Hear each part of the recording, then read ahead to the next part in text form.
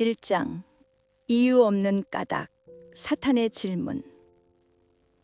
동방의 족장 울타리 안의 의인. 아브라함과 이삭, 야곱이 가나안 땅에서 장막을 치던 그 족장 시대, 유단강 동쪽 거친 광야 너머 우스 땅에 한 사람이 살았다. 고고학자들은 이곳을 에돔과 아라비아 사이의 접경지대로 본다.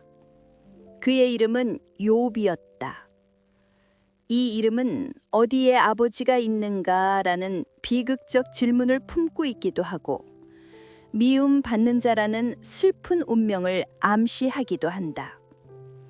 그러나 당시 그는 누구보다 사랑받는 자였다. 그 사람은 온전하고 정직하여 하나님을 경외하며 악에서 떠난 자였다. 여기서 탐은 야곱을 묘사할 때 쓰인 조용한 사람과 같은 단어로 도덕적인 흠이 없는 순전함을 의미한다. 미드라시는 그가 아브라함의 헤세드를 본받아 집 사방의 문을 내어 동서남북 어디에서 오는 나그네도 배불리 먹여 보냈던 당대 최고의 자선가였다고 전한다. 그는 동방 사람 중에 가장 훌륭한 자였다. 양 7천, 낙타 3천, 소 500결이. 그의 부는 거대한 기업이었다. 이는 아브라함이나 이삭이 누렸던 족장들의 부와 견줄만 했다.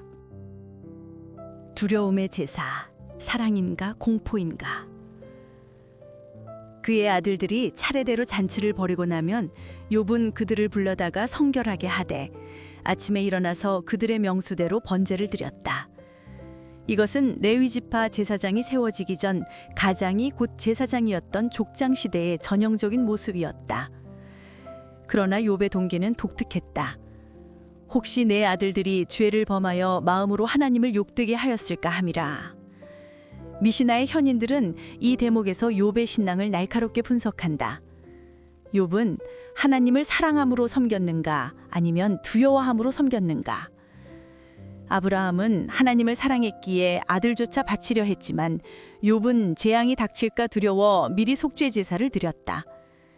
랍비들은 욥의 신앙이 경외의 높은 단계에는 도달했지만 아브라함의 사랑의 단계에는 미치지 못했다고 평한다.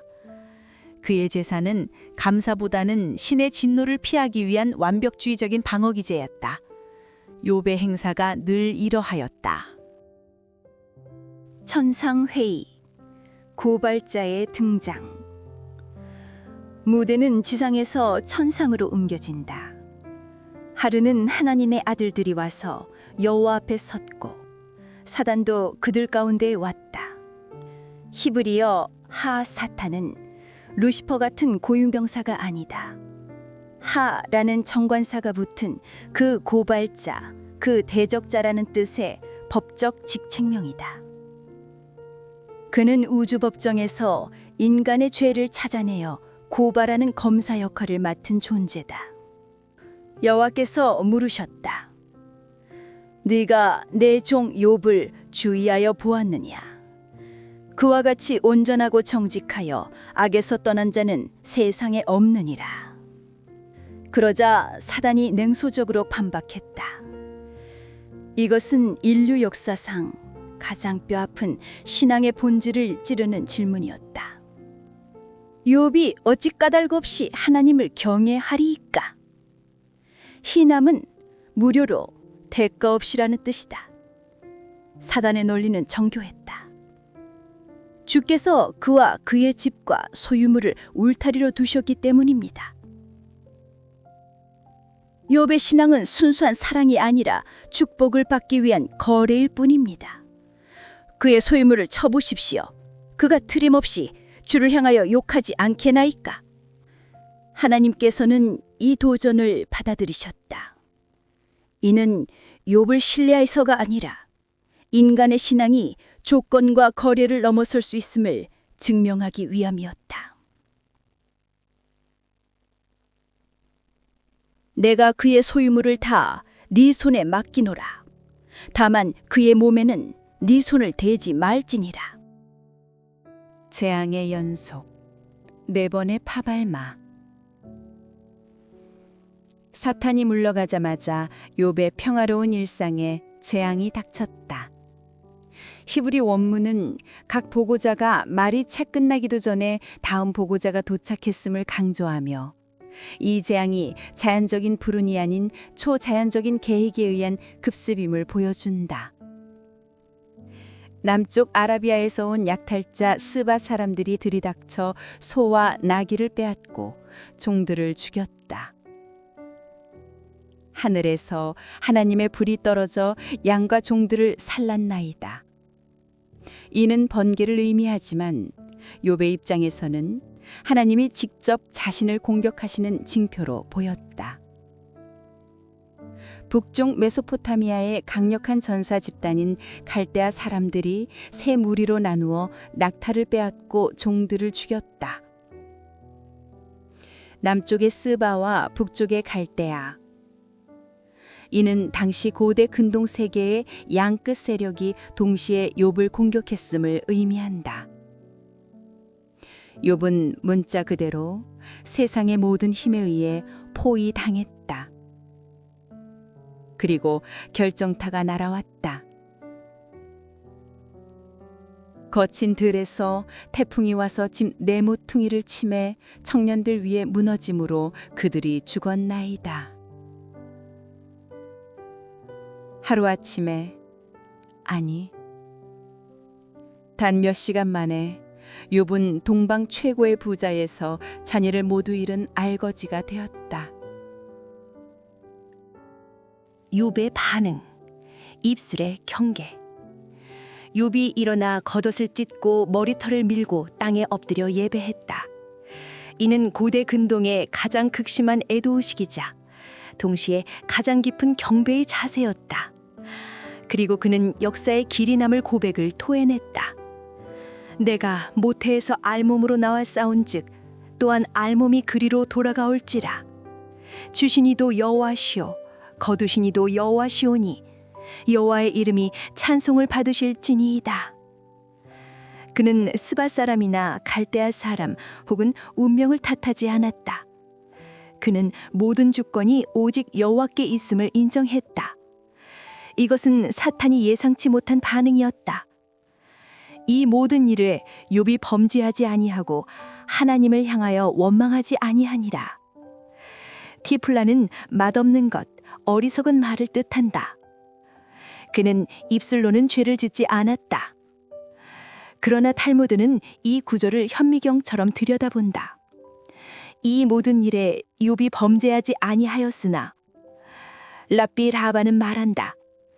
입술로는 범죄하지 않았으나 마음으로는 이미 흔들리고 있었다. 욥의 침묵과 잔영은 완벽해 보였지만 그의 내면에서는 왜라는 거대한 질문과 고통이 소용돌이치기 시작했다.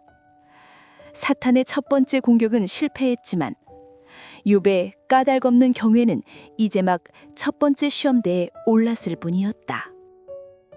2장, 뼈를 깎는 침묵, 잿더미의 성자.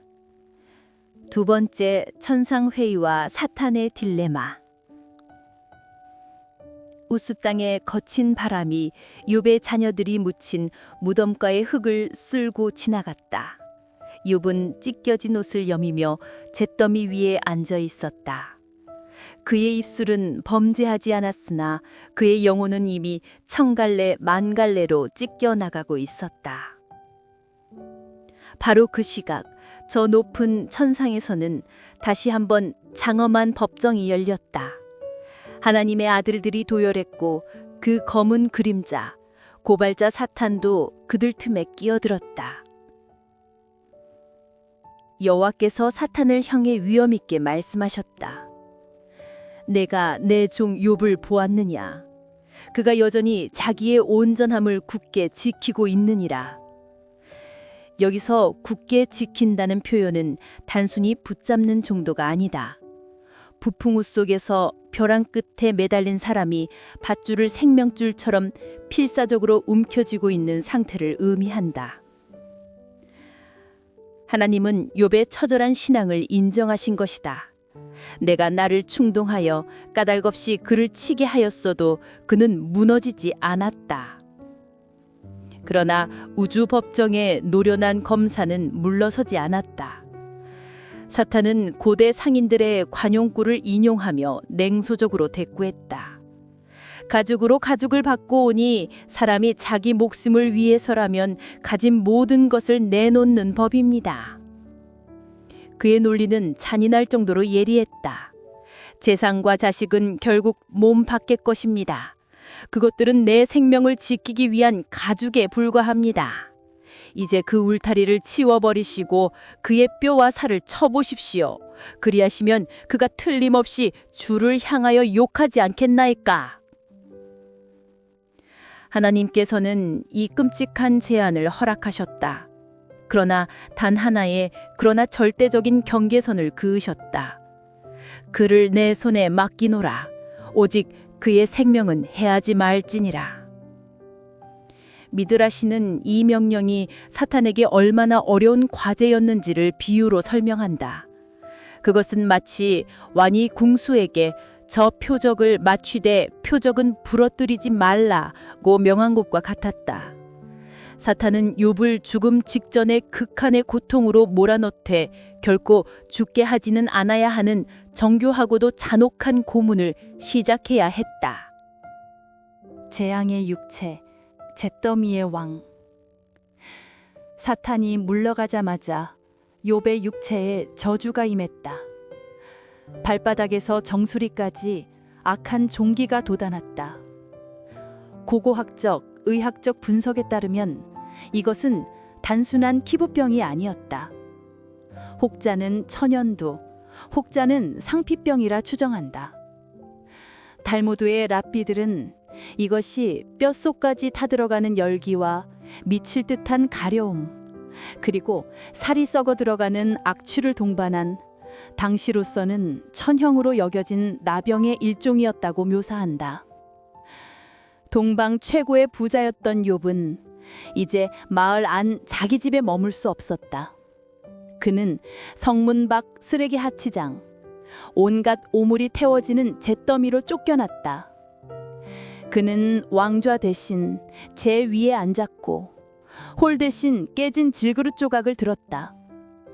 그는 미칠 듯한 가려움을 참지 못해 질그릇 조각으로 자신의 살을 벅벅 긁어댔다.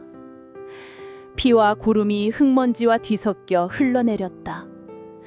한때 하나님의 영광을 반영하던 그의 육체는 이제 흉측한 고통의 덩어리가 되었다. 아내의 절규, 사랑의 그림자. 그 처참한 광경을 지켜보는 한 여인이 있었다. 욥의 아내였다. 탈무드 전승은 그녀가 야곱의 딸 디나였을 것이라고 추측한다. 젊은 날 세겜에서 끔찍한 비극을 겪었던 그녀는 이제 말년에 남편과 자식들을 모두 잃는 더 큰 비극 앞에 섰다. 그녀는 남편의 고통을 더 이상 눈뜨고 볼 수 없었다. 그녀의 외침은 악독함이 아니라 참아 볼 수 없는 연민과 절망에서 터져나온 비명이었다. 당신이 그래도 자기의 온전함을 굳게 지키느냐? 차라리 하나님을 욕하고 죽으라. 원어 성경은 욕하고라는 단어 대신 완국어법으로 축복하고를 사용한다. 이는 하나님께 작별 인사를 고하고 삶을 끝내라는 신앙의 포기를 종용하는 처절한 절규였다. 욥은 고름이 흐르는 눈을 들어 아내를 바라보며 힘겹게 입을 열었다. 그대의 말이 한 어리석은 여자의 말 같도다. 우리가 하나님께 복을 받았은즉 화도 받지 아니하겠느냐. 여기서 어리석은 은 지능이 낮다는 뜻이 아니다. 시편 기자가 어리석은 자는 그 마음에 이르기를 하나님이 없다 하도다 라고 했을 때처럼 영적인 분별력을 상실한 상태를 의미한다. 욥은 극한의 고통 속에서도 하나님의 주권이라는 마지막 끈을 놓지 않았다. 이 모든 일에 욥이 입술로 범죄하지 아니하니라. 새 친구의 도착, 위대한 침묵의 예의. 욥의 비극적인 소식은 대상들의 입을 통해 동방 전역으로 퍼져나갔다. 그의 가장 가까운 세 친구가 소식을 듣고 각자의 곳에서부터 약속하고 모였다. 대만 사람 엘리바스, 수아 사람 빌닷, 나아마 사람 소발. 이들의 출신지는 모두 아브라함의 후손들이 정착했던 지역들과 연관이 깊다.